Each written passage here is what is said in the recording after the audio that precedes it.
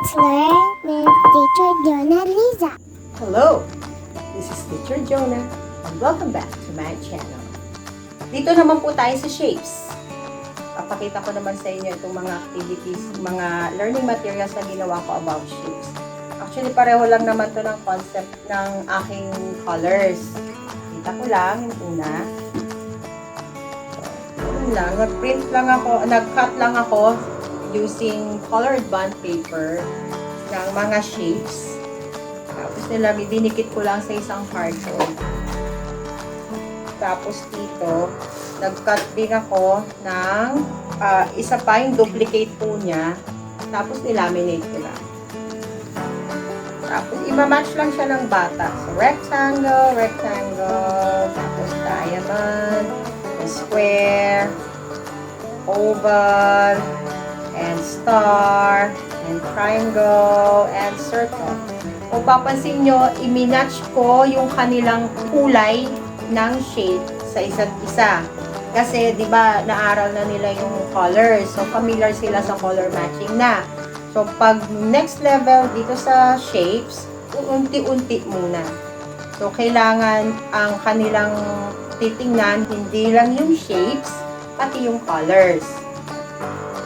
So, dito, dalawa ang kanilang inaaral. Ang shape at saka ang colors.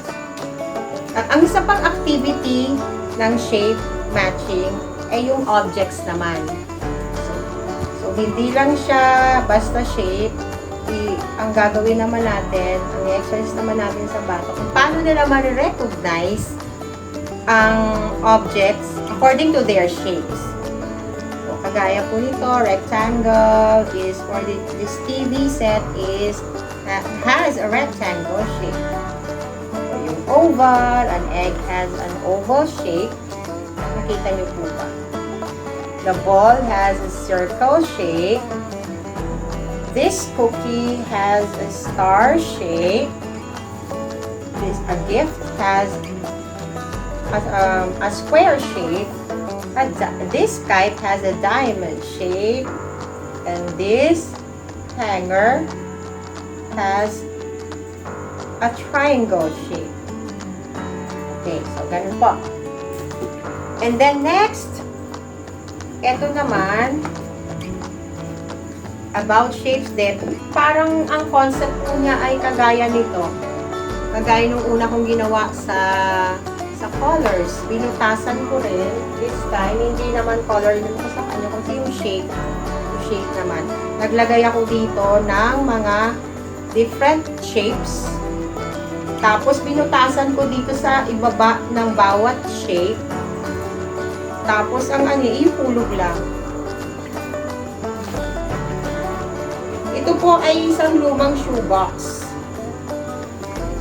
May luma kayong shoebox, mapapakinabangan nyo siya, huwag nyo pong itapon agad. Magagamit nyo po ito para sa learning ng bata. So, ito po, kung mapapansin nyo, wala po akong ginamit na kulay. Ano lang po siya, puro white lang po. So, kasi ang gusto ko matrain sa bata, yung kanyang shape recognition talaga.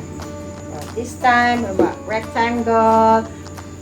Binilog ko po yung mga corners niya, ha, kasi ang material niya ay parang plastic.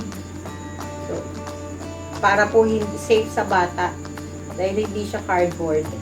Siya ay parang plastic. Kaya kung papansin, hindi ko na siya nilaminate. So, rectangle. Lalagay lang po sa tamang shape. Heart. Pasok nyo lang po. Diamond. This is a star. Where's the star? Circle. A square. A triangle. And an oval. Ganun lang po. Tapos kukunin na lang. Okay. Meron pa po akong isang ginawa. Ito po,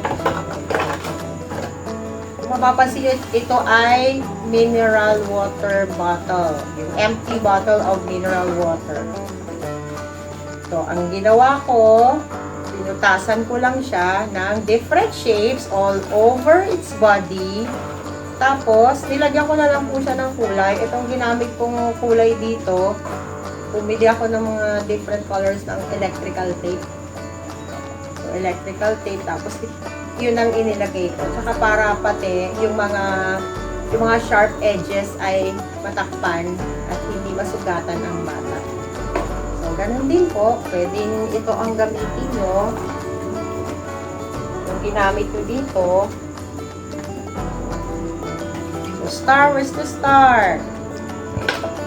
Next, a diamond. Find the diamond. Where's the diamond? Put the diamond. And then, circle. Where's the circle? A circle. Ito. Tapos yung oval. Oval is right here. Then yung square. Ito yung square. Ito yung rectangle. That's it. Sana po ay marami akong na-share sa inyo na ideas about how to utilize your materials available at home. Hindi kailangang gumastos ng malaki. Hindi kailangang bumili ng mamahaling mga learning materials para sa inyong mga anak. Kung anong meron sa bahay, pwede naman po. Again, this is Teacher Jonah. Please like, comment, and subscribe to my channel. Bye!